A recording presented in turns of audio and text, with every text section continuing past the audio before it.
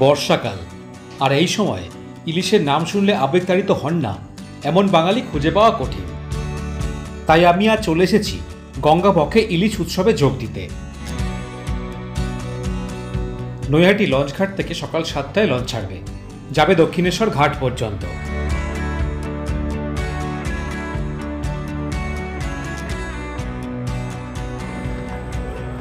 August 2024 আমি এখন দাঁড়িয়ে আছি নৈহাটি লঞ্চ ঘাটে, আর আজকের বেড়ানো গঙ্গাবক্ষে ইলিশ উৎসব।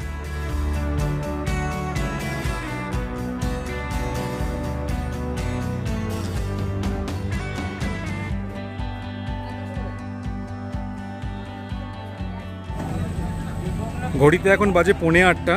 আমাদের মোট 13 জনের বুকিং আছে। আমি আর আমার মা উঠেছি নৈহাটি লঞ্চঘাট থেকে, আর আমাদের বাকি বন্ধুরা উঠবে শ্যামনগর থেকে।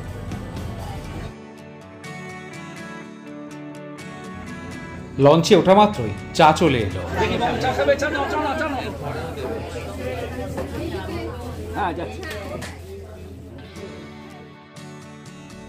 গঙ্গাবক্ষে ইলিশ উৎসবের আয়োজন করেছে লোকনাথ ট্যুরিস্ট স্পেশালের সুনীল বাবু। মাথাপিছু খরচ 1100 টাকা। এছাড়া ওনারা সারা ভারতবর্ষে নানা জায়গায় ট্যুর করিয়ে থাকেন। ডেসক্রিপশন বক্সে আমি ওনার নাম্বার দিয়ে রাখলাম।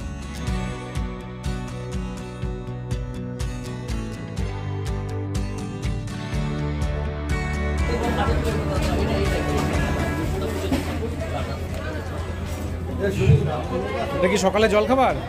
কি হচ্ছে এটা? নানপুরি।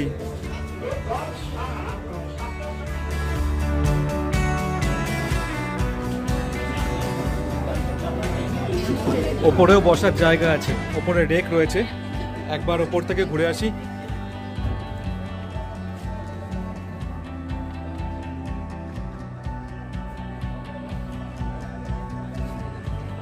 আর এই হলো ওপর থেকে লেকের দৃশ্য।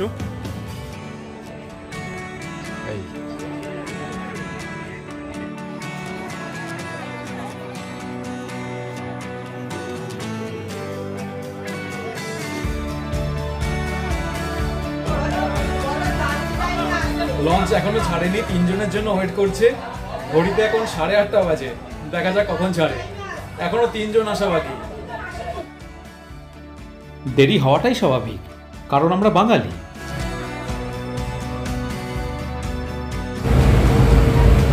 অবশেষে লঞ্চ ছেড়ে দিল।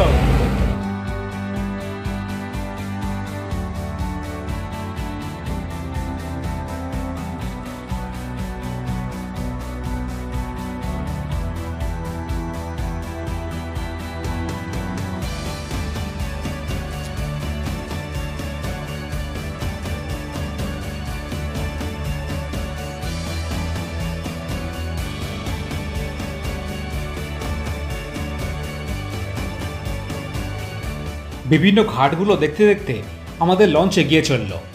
বর্ষাকালে নদীর জল অনেক বেশি, আর গাছগুলো সবুজ হয়ে রয়েছে।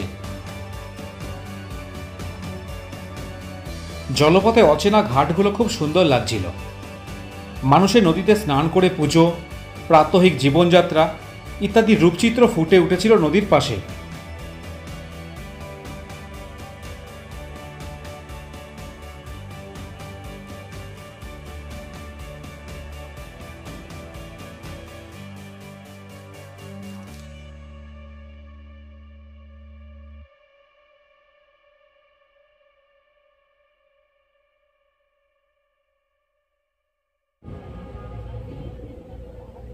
সবই ঠিক ছিল, এবারে ঘটল বিপত্তি।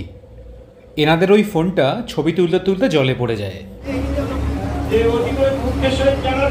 আমাদের একজনের সহপাঠী হচ্ছে উপরে সেলফি তুলতে গিয়ে গঙ্গা ফোন পড়ে গেছে। তাই হচ্ছে আপনারা সবাই নিজে নিজে সাবধানে ফটো তুলবেন এবং লঞ্চের মধ্যে থেকে যেন তুলবেন, যাতে কারোর কোনো যেন প্রবলেম না আসে।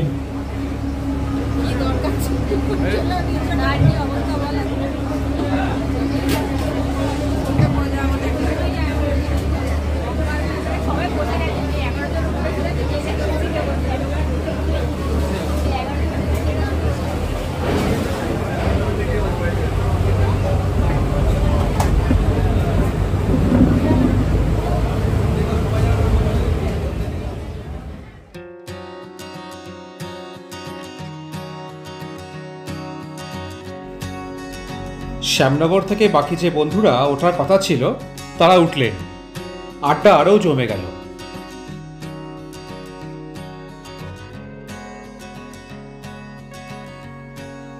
ঘড়িতে সকাল 9টা। জলখাবারে দিল নানপুরি, আলুর দম আর পান্তুয়া। এই নানপুরি জিনিসটা অনেকের ভালো লাগলেও আমার একেবারে অপছন্দের, কিন্তু কি করা যাবে, খেতে হলো।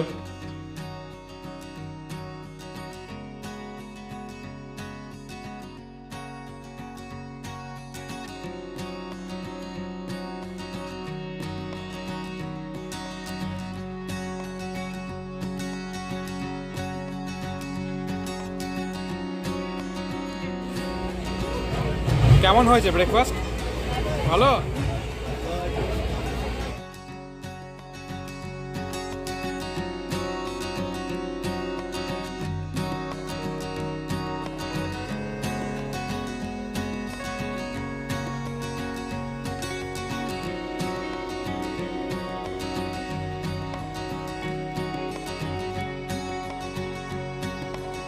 আজ ওয়েদারটা বেশ ভালো, রোদ নেই, তাই গরম লাগছে না, আর লঞ্চের উপরে ডেকেও বসা যাচ্ছে।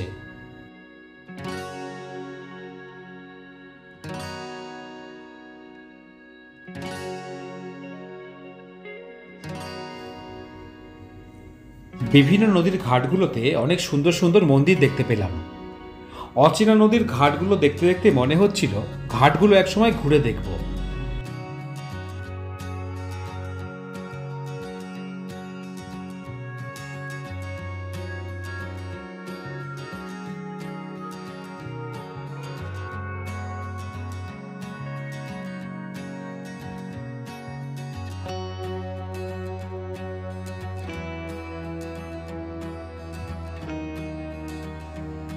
এই ইলিশ মাছগুলো একটু পরে ভাজা হবে, আর লঞ্চ চলতে চলতেই মানুষ উপভোগ করবে এর স্বাদ।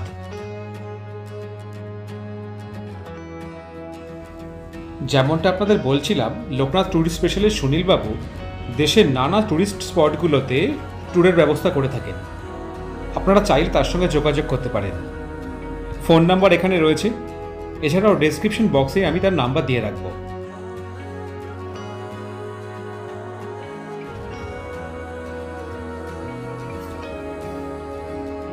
দূরের ওই সারি সারি বিল্ডিংগুলো দেখতে ভালো লাগছিল। এটি কোন জায়গা কেউ জানলে কমেন্ট বক্সে অবশ্যই লিখে জানাবেন।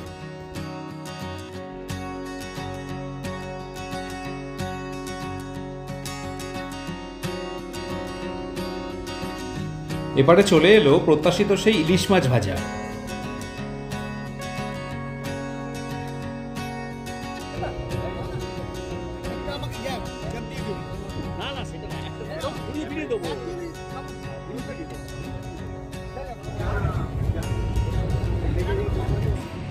আর নয়তো ওই 1400, 1500, 1800, 2000 ওই রেটে। এই মাছটা কেমন খেলেন? ওই তো ওই মাছটা খেলাম এমন, ওই মানে খোকার দাদা। ইলিশের গন্ধ পেয়েছেন? ইলিশের গন্ধও নেই, ভাজাটাও ভালো ছিল না, আমার খেয়ে তো অতৃপ্তি হলো। তারপর তো আমি ওইটা খেলাম, ওই কাজুটা। হ্যাঁ, ইলিশ মাছ ভাজা দিয়েছিল, ইলিশ মাছের স্বাদ সেরকম আমরা পাইনি। ভাজাও ভালো হয়নি, কাঁচা কাঁচা। সেটা নিয়ে আমরা আলোচনা করছিলাম। একবার আমরা আলোচনা করে ফেলেছি, ভিডিওর জন্য আরেকবার আমরা টেক নিলাম।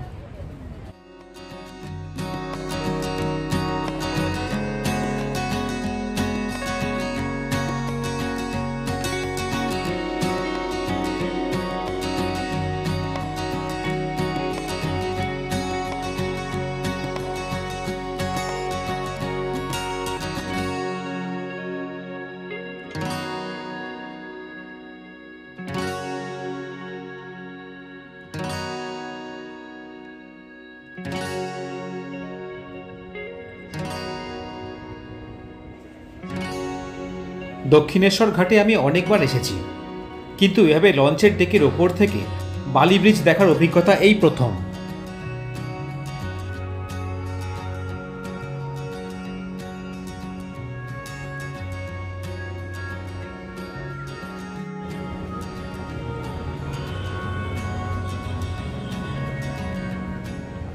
ঘড়িতে এখন 11টা 10। আমাদের লঞ্চ এসে দাঁড়িয়েছে দক্ষিণেশ্বর ঘাটে। আর আমি যদি পেছনটা দেখাই, এই যে দক্ষিণেশ্বর মন্দির ঠিক এইখানটায়, এই পাশটা রয়েছে বালি ব্রিজ, আর আমার পেছনটায় এইখানটায় দক্ষিণেশ্বর ঘাট, যেখানে আমাদের লঞ্চ এসে দাঁড়িয়েছে। এখানে আমাদেরকে 1.5 ঘন্টা সময় দেওয়া হয়েছে। যদি আমরা এখানে ঘুরতে যেতে চাই বা যদি কেউ মন্দির যেতে চায়, 1.5 ঘন্টার মধ্যে ঘুরে আবার লঞ্চে ব্যাক করতে হবে, তারপরে লাঞ্চ দেওয়া হবে। বসে বসে একটার পর একটা লঞ্চ দেখছি ব্রিজের উপর দিয়ে চলার ট্রেন, আর নদীর এই বিপুল জলরাশি, সঙ্গে আড্ডা তো রয়েইছে।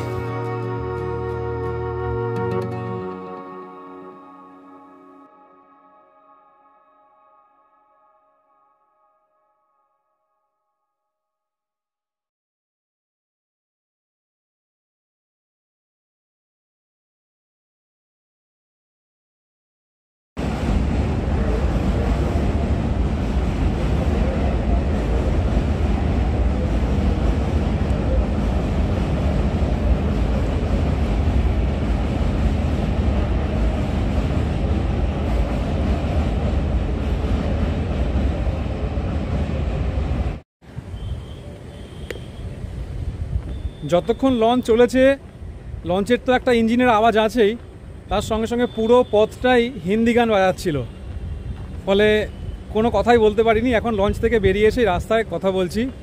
সেই সমস্ত ফুটেজগুলো বা সাউন্ডগুলো ইউজ করলে কপিরাইট আসবেই। রোদ থাকলে নিচে বসতে হতো, বাড়ির যে এসব ড্রেনগুলো হ্যাঁ ফেভার করেছে। সেখানে কিন্তু সে জিরো, এখানে আমি নাম্বার 1। এখানে আপনার ওই ফর্মুলাটা যে লোকে শিয়াল তো বেশি চালাক, শিয়াল কেন পোষে না, কুকুর কেন পোষে, এখানে হচ্ছে তাই। ঠিকই বলেছে। আপনাদের সমস্ত কমেন্ট কিন্তু ইউটিউবে আসছে। কোনো ভুল বলেছি কেন সামনাল লাগে একবার মনে আছে, ওই যে সুন্দরবনে ঘুরতে গেছিলাম, মেয়ে হাত দেখছে, বলে কি আপনি দা রাখবেন? হ্যাঁ দা রাখবেন। দাদি কি হবে? ভয় আছে আপনার। শুভজিৎ, আমি তোমাকে একটা কথা বলে দিই, তুমি বলছো? হ্যাঁ চলো, আমি 100% গ্যারান্টি দিয়ে তোমাকে বলছি। বলুন।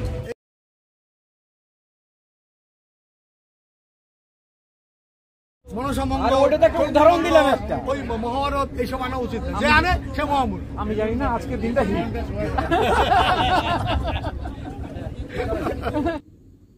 এইবার লাঞ্চের পালা। এলো একটার পর একটা পদ, যেমন ভাত, ঘি, ইলিশ মাছ ভাজা, ডাল, পটল চিংড়ি, ভাপা ইলিশ, সর্ষে ইলিশ ইত্যাদি।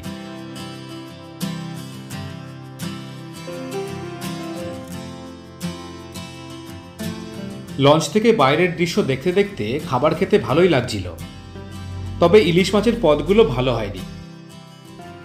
যেহেতু এটা মূলত ইলিশ উৎসব, তাই ইলিশের পদগুলো একটু যত্ন সহকারে করলেই ভালো হতো।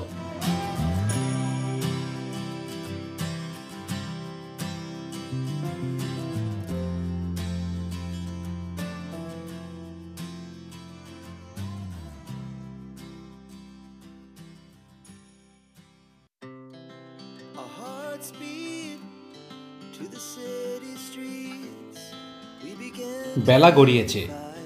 লাঞ্চ করে আমরা আবারও ডেকের উপরে বসলাম। এবার বাড়ি ফেরার পালা। আজ অনেক কিছু দেখলাম, শিখলামও কিছু। জলপথে এই ভ্রমণের অভিজ্ঞতা বেশ উপভোগ করলাম।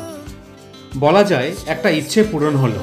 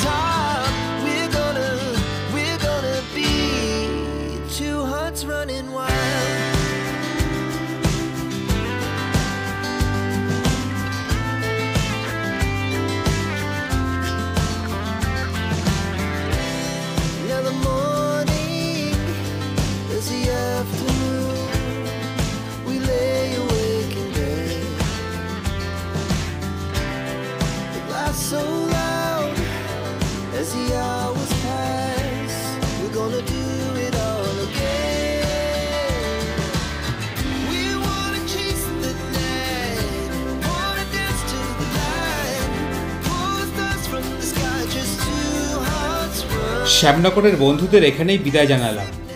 আবার দেখা হবে বন্ধুরা। Push up